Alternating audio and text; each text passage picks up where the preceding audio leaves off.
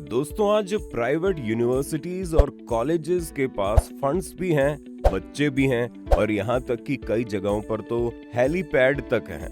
लेकिन सवाल ये है कि क्या यहाँ पर पढ़ाई हो रही है और जो पढ़ाई हो रही है क्या वो सिर्फ नाम भर की है या फिर ये सचमुच क्वालिटी एजुकेशन है।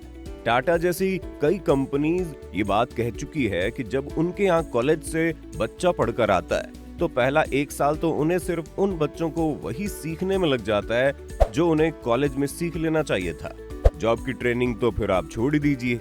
क्या है यहाँ प्राइवेट यूनिवर्सिटीज का हाल और कैसे आज बच्चों को लूट रही है, जानेंगे हम सब। बस बने रहिएगा वीडियो के अंत तक हमारे साथ। लेकिन वीडियो शुरू करने से पहले अगर आप चैनल पर नए आए हैं ना, या आपने अभी तक चैनल को सब्सक्राइब नहीं किया है तो चैनल को सब्सक्राइब करना और बेल आइकन दबाना ना भूलें। भारत में पिछले कुछ वक्त से प्राइवेट यूनिवर्सिटीज के नंबर में एक बड़ा उछाल आया है। जहां 2015 में भारत में 225 प्राइवेट यूनिवर्सिटीज थी, वो अगस्त 2022 तक बढ़कर 431 हो गई थी और इनमें से 68 यूनिवर्सिटीज तो सिर्फ पिछले 4 साल में ऐड हुई हैं। ये प्राइवेट यूनिवर्सिटीज अपने ब्रोशर में बड़े बड़े वादे करती हैं और साथ ही बच्चों से अच्छी खासी फीस भी वसूल लेती हैं। जैसा कि हम जानते हैं कि गवर्नमेंट यूनिवर्सिटीज हमारी पॉपुलेशन के हिसाब से काफी नहीं है, इसलिए इनमें सीट्स बहुत ही कम होती है और यहाँ एंट्री पाने के लिए काफी हाई कट ऑफ जाती है और जो बच्चे यहाँ नहीं जा पाते उन्हें प्राइवेट यूनिवर्सिटीज में जाना ही पड़ता है। लेकिन इसका ये मतलब बिल्कुल नहीं है कि जो बच्चा अपने 12th के बोर्ड एग्जाम में अच्छा नहीं कर पाया उसे अच्छी एजुकेशन ना मिले। हो सकता है अच्छी एजुकेशन के साथ वो भी 3 या 4 साल बाद खुद को इवोल्व कर सके। इसी आस के साथ कई बच्चे इन यूनिवर्सिटीज में खुद को एनरोल कर लेते हैं। द प्रिंट ने कुछ वक्त पहले भारत के अलग अलग कोनों से प्राइवेट यूनिवर्सिटीज का सर्वे किया था, जिसके रिजल्ट काफी शॉकिंग रहे। चंडीगढ़ यूनिवर्सिटी का नाम तो आपने सुना ही होगा। यहीं पर से अभी वो खबर भी सामने आई थी जहां एक स्टूडेंट का नहाते हुए वीडियो बनाकर शेयर किया गया था। ये भी एक प्राइवेट यूनिवर्सिटी है जो 2012 में शुरू हुई थी। मोहाली के बाहर 105 एकड़ में फैली ये यूनिवर्सिटी यूं तो इंजीनियरिंग से लेकर मीडिया स्टडीज और मैनेजमेंट में काफी कोर्स ऑफर करती है, लेकिन स्टूडेंट्स की कंप्लेंट है कि यहाँ पर उन्हें कैंपस में एक जगह से दूसरी जगह जाने के लिए बेसिक शटल सर्विस भी प्रोवाइड नहीं करवाई जाती। शटल सर्विस सिर्फ गेस्ट्स और पेरेंट्स के लिए ही प्रोवाइड की गई है। यहाँ के बच्चों का ये भी कहना है कि इधर बहुत ही जल्दी टीचर्स भी चेंज हो जाते हैं, जिस वजह से वो किसी भी टीचर के मेथड से फैमिलियर नहीं हो पाते और इससे भी काफी हद तक उनकी पढ़ाई डिस्टर्ब हो जाती है। खैर, इसके बावजूद भी ये यूनिवर्सिटी एशिया की टॉप 200 प्राइवेट यूनिवर्सिटीज में से 185 रैंक लाने में कामयाब हो पाई थी। चंडीगढ़ यूनिवर्सिटी के स्टूडेंट्स की ये भी कंप्लेंट है कि पहले ईयर के बाद उन्हें कोई भी एकेडमिक गाइडेंस भी नहीं दी जा रही और क्लास में एसी भी नहीं है। इसके बाद जो दूसरी यूनिवर्सिटी इस सर्वे में थी वो थी बेंगलुरु की रेवा यूनिवर्सिटी, जहां पर इंजीनियरिंग स्टूडेंट साल के 1.4 लाख रुपए फीस के रूप में देते हैं, लेकिन यहाँ पर भी किसी भी तरह की कोई कल्चरल एक्टिविटीज से उन्हें एक्सपोज नहीं किया जाता। साथ ही कैंपस प्लेसमेंट का रिकॉर्ड भी काफी कम है। जो कंप्लेंट यहाँ पर आती है वो ज्यादातर बहुत ही छोटी होती है और बहुत ही बेसिक पैकेज ऑफर करती है।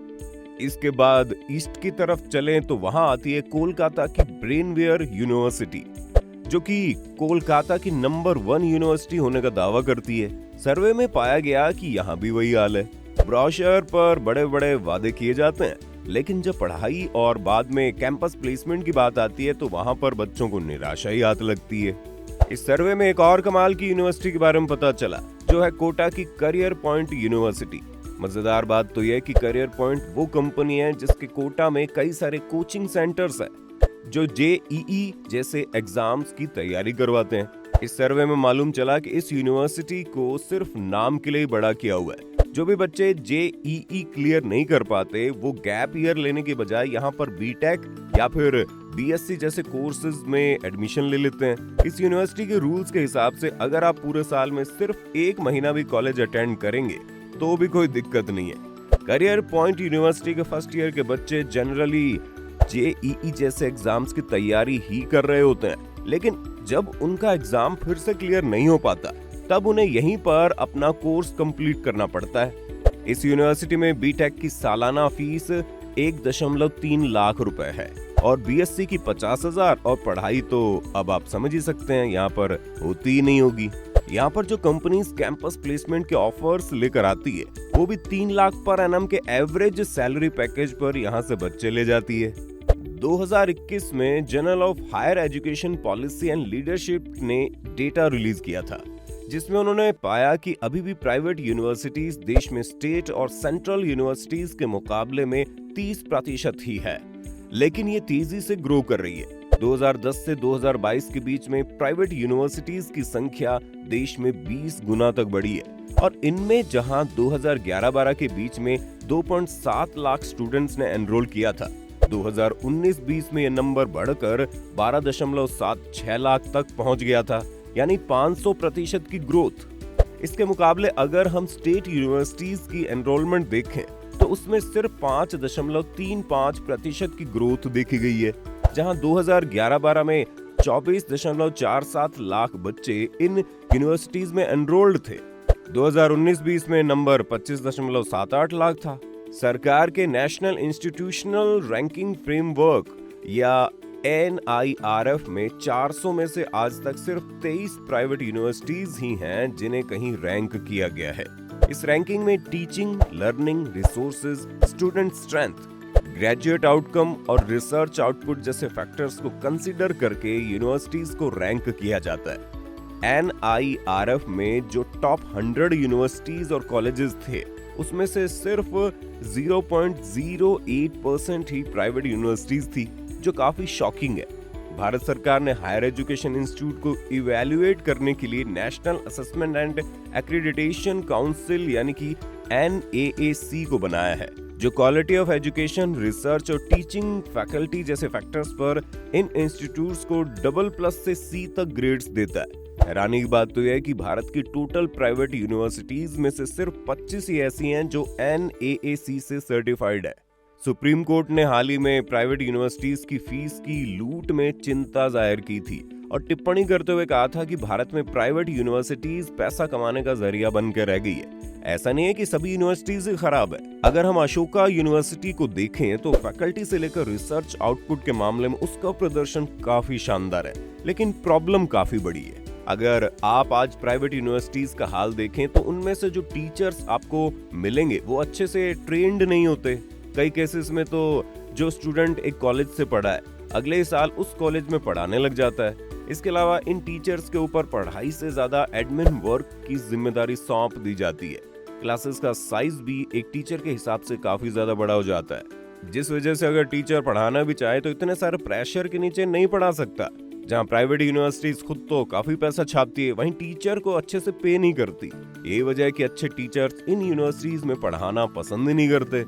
इन सब चीजों की वजह से हमें भारत में ये नजारा भी देखने को मिलता है कि कॉलेज के बच्चे भी कोचिंग लेने के लिए प्राइवेट कोचिंग सेंटर्स में जा रहे हैं।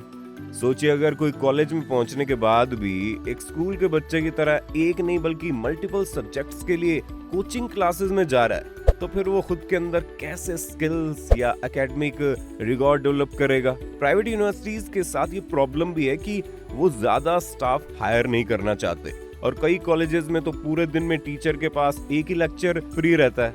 इससे ना तो टीचर्स के अंदर रिसर्च के लिए मोटिवेशन पैदा होती है और ना ही वो बच्चों तक पहुंच पाती है।